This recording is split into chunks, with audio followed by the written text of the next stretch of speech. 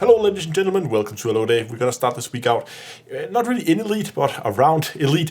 Frontier Development has announced their Frontier Partner Program, which is a program for live streamers and YouTubers and people like that, so people like me, to join into that and give some perks, and not really perks for the person signing up themselves, but more perks for the person's community. That's you guys. So it's one of those. Right now they have like handpicked 20 people that are actively making content for Elite, whether that is on YouTube, whether that is on Twitch. It is open for applications, so if you're not part of this initial round, there's an application you can go, you can fill that out, and you can maybe be signed in. There is like some minimum criteria for what you need to do, how many like viewers or like average concurrent viewers you have, stuff like that, in order to be considered. What that means for you, why you should worry about it, and why I'm even talking about it here, is because it's going to allow Frontier to enable stuff like Twitch drops on other live streams than their own. You might know they have these paint jobs that you can only get by watching the official live streams right now. And the plan is that's going to be expanded out to more people, so that you can also go and watch other YouTubers and live streamers to get access to these Twitch drops.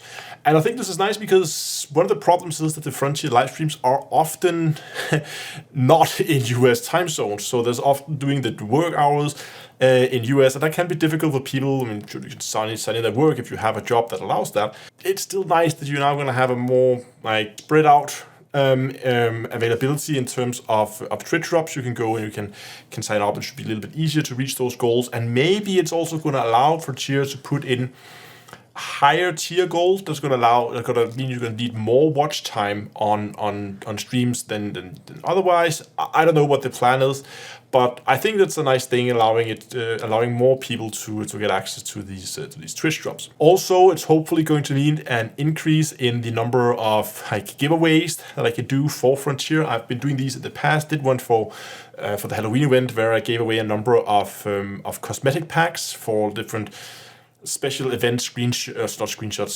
cosmetics for your ships, skins and stuff like that for your ships. Hopefully there's going to be a lot more of that.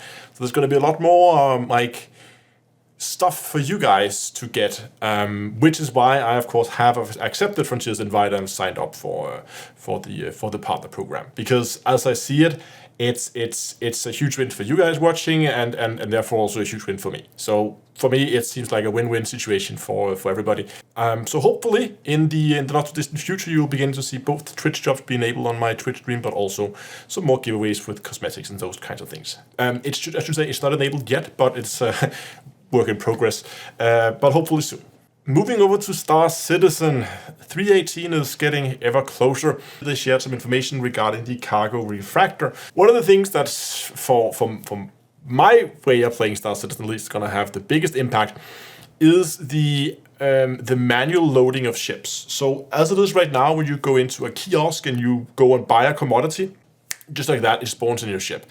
And that's going to change with 3.18, at least the first iteration of it, where you're going to have to manually load it. That means that some of these ships that's going to come with a tractor beam at the cargo bay is suddenly going to be very, very usable. So you can park the cargo ram close to your containers, and you can begin to load them into the cargo hold of the ship. Whether this is going to only be a manual process, or whether there's going to be an option to actually go and have this done automatically as well, basically hire NPCs to do it, I don't know. It would be nice, I think, if you could hire NPCs that I'm just going to pay some money for it, and then have some of the station crew to go and do that for me. And you could imagine that, I don't know if this is just me speculating right now, by the way, but you could also imagine that maybe a service like that would be available on larger landing zones. So if you go to Area 18, or if you go to New Babbage, or some of those massive landing zones, those kind of services would likely be available there.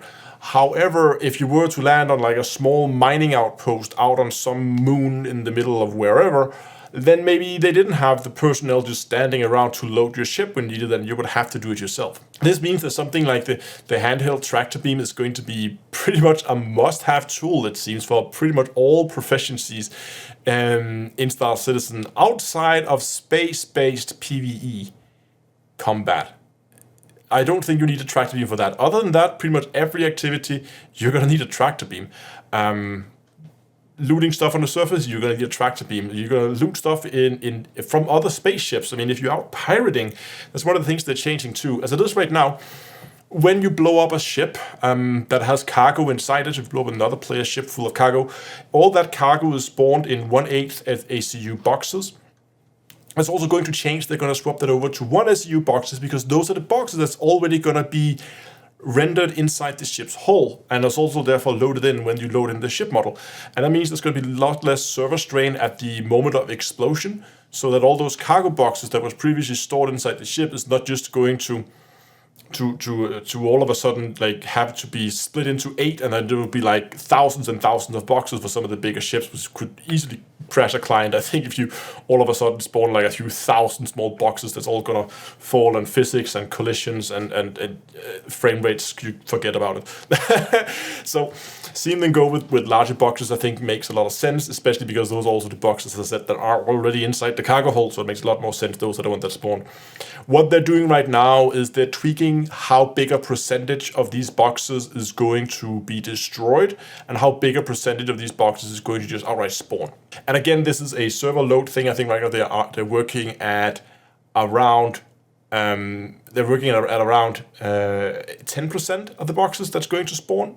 And the last 90 is going to be destroyed in the explosion. I'm pretty sure that's something they can tweak. They also talked about it. Maybe it would be a range, or it wouldn't be like a fixed percentage, but it could be anywhere from 20 to 90%. Maybe that's a roll of dice as well, how much loot is surviving when you blow up a ship. So that means for the PvPers out there, hopefully there should be some more rewards waiting for you, and some easier to collect rewards, as you should have significantly fewer boxes you have to go and pick up after you blow up. Well, not your enemy ship, but your desired target when they blow up. For the live stream tomorrow, I have this thing I want to go and try. I know other people have done it before. I'm probably not the first to do this, but I still want to try it. And that is to go and blow up a space rock. So those big rocks you would normally mine with a spaceship, with one of the little handheld lasers. It should be doable in theory, I think, maybe.